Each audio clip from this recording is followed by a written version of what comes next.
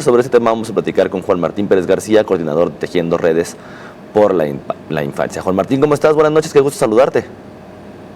Gracias, muy buenas noches. Gracias por este espacio. Oye, Juan Martín, en alguna ocasión platicamos tú y yo ya hace algunos años justamente sobre el uso político que se le estaba dando más bien el uso que se le estaba dando a menores de edad en cuanto al tema de campañas políticas. Si lo recordarás muy bien, el tema de la discusión comenzó justamente con Yagüi, este menor de edad en aquel entonces indígena que estaba siendo usado en campañas del partido Movimiento Ciudadano, algo que luego repercutió en los lineamientos del INE, si mal no recuerdo, en el 2019-2020, que hizo una serie de modificaciones y bueno, nos acercamos nuevamente a unas campañas políticas.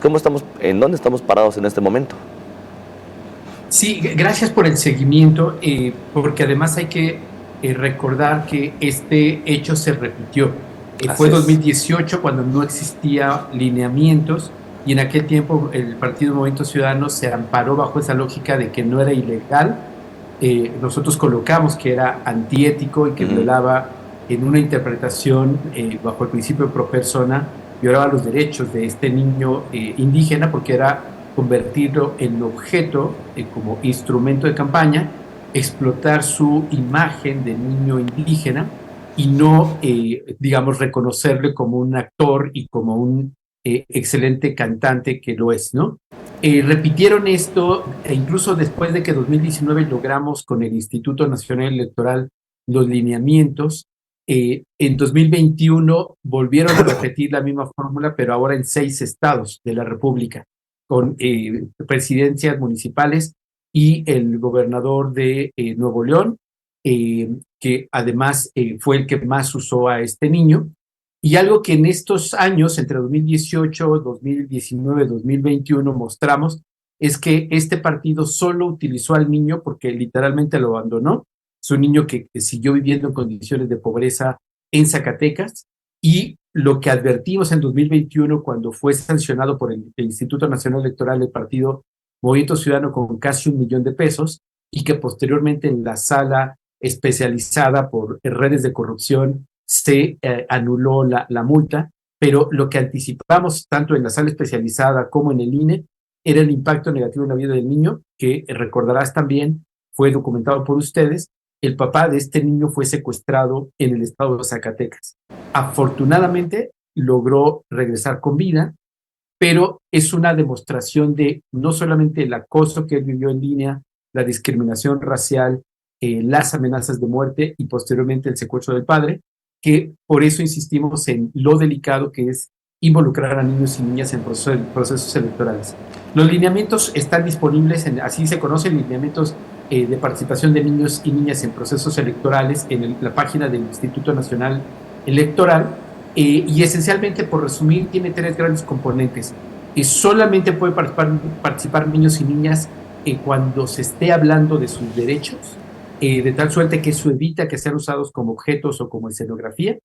Segundo, tiene que ser una participación informada y tiene que demostrarse que ellos fueron parte de un proceso de recibir información, tener opinión propia. No se vale que tengan guiones de adultos diciendo cosas que ellos no van a expresar con sus propias palabras. Y por supuesto, deben de tener una autorización por escrito del tutor, el padre o la madre, pero solemos decir que eso es lo menos importante. Lo central es que el niño y la niña, la persona adolescente, tenga información y si decide participar, lo haga solamente y como lo establecen los lineamientos del INE, hablando de sus derechos.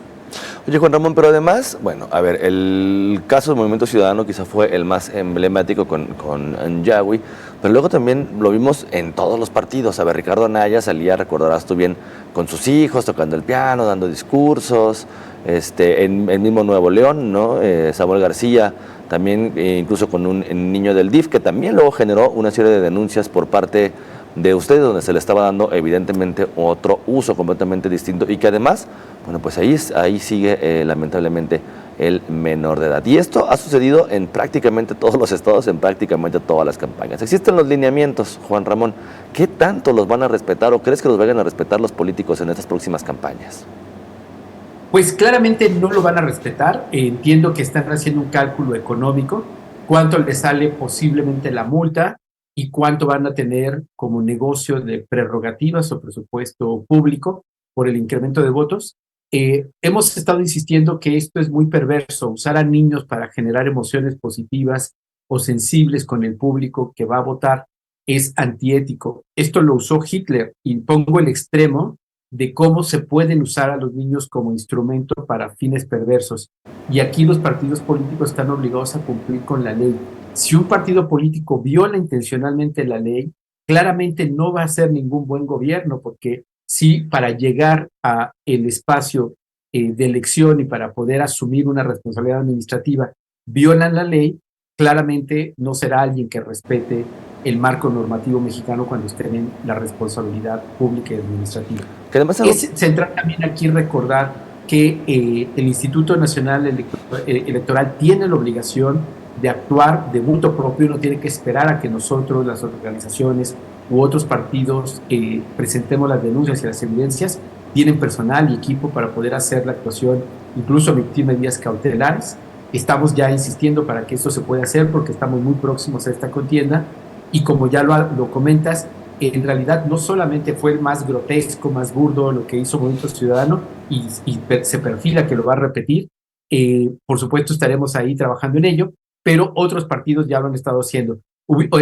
Corrieron denuncias por acá recientes que quizás el público recordará de la candidata Clara Brugada con niños y niñas que estaban pegando propaganda electoral en el municipio de la alcaldía de Iztapalapa, que se estuvo denunciando. También se ha estado denunciando cómo se están llevando a niños y niñas a los eventos de los distintos candidatos.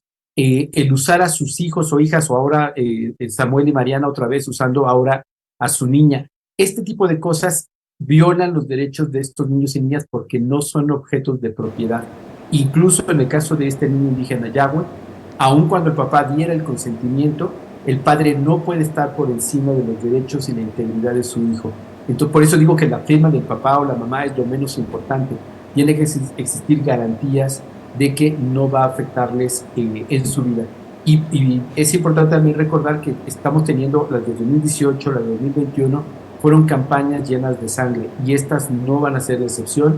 Así es que colocar a niños y niñas en procesos electorales es también colocarlos en riesgo, como ya reitero en el caso de este niño indígena, tristemente ha tenido impactos negativos para su vida. Bueno, pues esto también es sumamente importante saberlo, Juan Ramón, pero además también, a ver, es una práctica que no solamente se ha venido dando en materia electoral de manera más natural desde el 2018 a la fecha, hasta 2023, sino que también, y es algo que seguramente ustedes tienen bien documentado, los políticos que están actualmente gobernando, o los gobernadores en turno de diferentes estados, también se han dedicado pues a utilizar a sus hijos, a sus hijas, justamente como tú bien lo señalas, para generar una empatía con la población, violentando así los derechos, por supuesto, de sus hijos, bajo el argumento quizá, en algún momento que se le pudiera cuestionar, es, bueno, yo solamente estoy mostrando a mi hijo y no hay absolutamente ningún problema, ¿no? Digamos este discurso que podría parecer incluso hasta engañoso. Sí, fíjate que esto forma parte de pues claramente la construcción cultural que tenemos, que los niños y niñas no se les considera ciudadanas y ciudadanos de pleno derecho, sino objetos de propiedad familiar. Y en ese sentido, el padre o la madre decide sobre la vida, la ropa, el proyecto de futuro y, por supuesto, sobre su propia imagen. Y eso no es correcto. El Comité de Derechos del Niño de Naciones Unidas, precisamente el 11 de octubre pasado, volvió a recordar a los estados con un documento que los padres no pueden decidir por encima de los derechos de niños y niñas.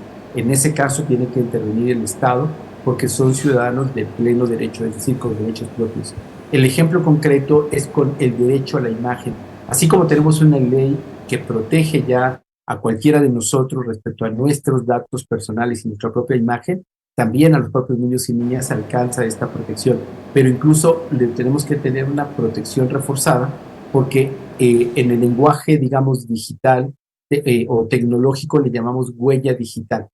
Todo lo que los niños y niñas hoy puedan aparecer en las redes sociales familiares o participación en un producto electoral quedará ahí, pero además recordemos que tenemos ahora el escenario de inteligencia artificial, tenemos varias cosas que en términos digitales representan una huella que va a perseguirlos y lo que ahora ellos no decidieron siendo pequeñitos o bebés, como es el caso de la hija de Samuel y de Mariana, va a marcar su trayectoria y toda su vida con esa huella digital, porque lo que está ahí ya no se borra. Por eso es tan importante insistir en que no pueden ser utilizados como escenografía, como objetos, y que la única manera de poder participar en los procesos electorales es que se hable de sus derechos y que precisamente estas personas que quieren ser electos para un cargo de elección popular digan qué van a hacer para que los derechos de niños y niñas sean realidad y no solo generar emociones y sensibilidad.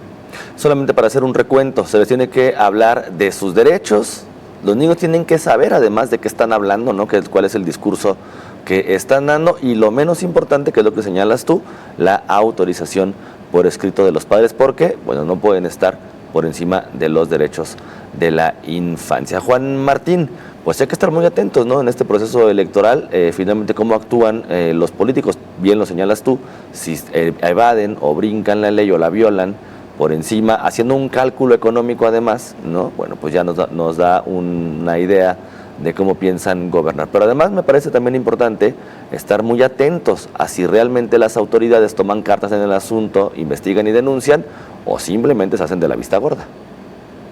Exacto. Aquí va a ser central que cumpla con la responsabilidad de todos los actores implicados, los partidos políticos, los propios candidatos y candidatas, el Instituto Nacional Electoral emitiendo medidas cautelares y adelantándose a los hechos, sobre todo para que esto no termine en una cascada de todos los partidos y donde pues tengamos decenas o cientos de niños y niñas víctimas de estos hechos.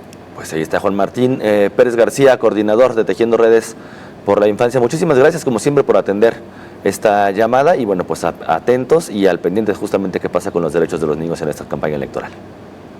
Qué amable, muchísimas gracias por este espacio y por el periodismo de infancias. Gracias. Bueno, pues ahí está la información de Juan Martín.